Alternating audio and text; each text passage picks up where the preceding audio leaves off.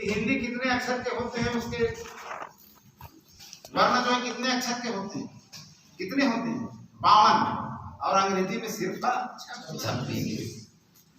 इसका मतलब ये नहीं है कि आप अंग्रेजी भूल जाइए। विद्वानों ने हमें 3 भाषा पढ़ने के लिए कहा गया। हमारे भारत देश को 3 भाषा, क्योंकि हम भारत देश में रहते हैं तो हिंदी प्रचुर मात्रा में जाने।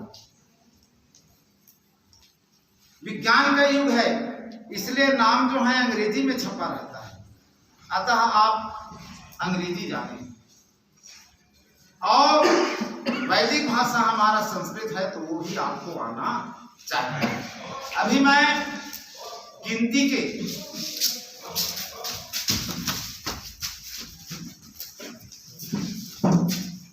को अगर मैं हिंदी में लिखने के लिए कहूं तो शायद कुछ लोग ही लिख पाए।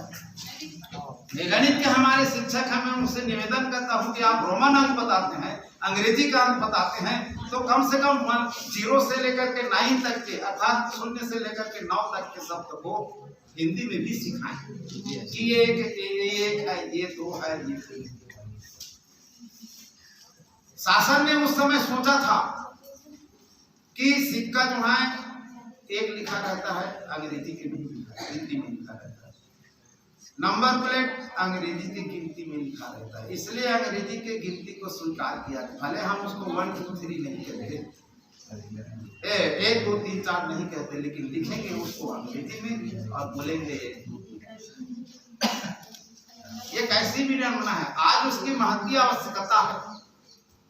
एक समय ऐसा था, सन 1965 से लेकर के 1960 तक, 1970 तक के अंग्रेजी भगाओ अभियान चला था, बड़े वरिष्ठ जन जाने होंगे।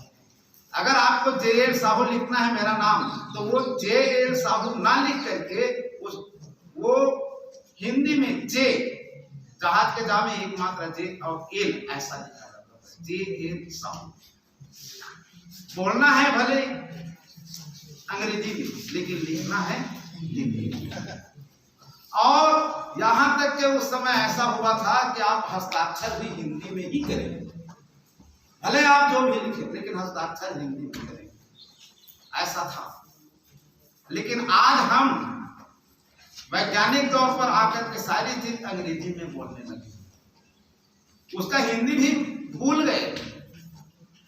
तो ऐसी बात आप में नहीं होना चाहिए, क्योंकि हम भारत देश के वासी हैं। भारत देश के वासी होने के नाते हर शब्द का हिंदी मायने याद रखना जरूरी है, भले प्रयोग में हम अंग्रेजी जाते। जैसे यहाँ पर कह दिया जाए कैलकुलेटर को क्या कहते हैं हिंदी में, कंप्यूटर को हिंदी में क्या कहते हैं, कोई नहीं जानता। तो उसका हिंदी अनुवाद तो जाने, कम से कम भले प्रयोग में ना करें। कैलकुलेटर को गणक कहते हैं और कंप्यूटर को संगणक कहते हैं, लेकिन कोई प्रयोग किया कोई नहीं करता।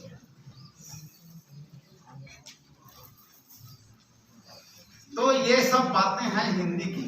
हिंदी को हम छोड़े नहीं, कल हम मोटिवेट होकर के और बड़े हो जाएंगे और हमारे बच्चे हमको पूछेंगे कि इसको हम हिंदी में क्या कहते हैं, तो उस समय हम निश्चित है, क्योंकि हमें वो समाज का वर्कर बनना है जिसमें आप पर देश का भविष्य टिका हुआ है।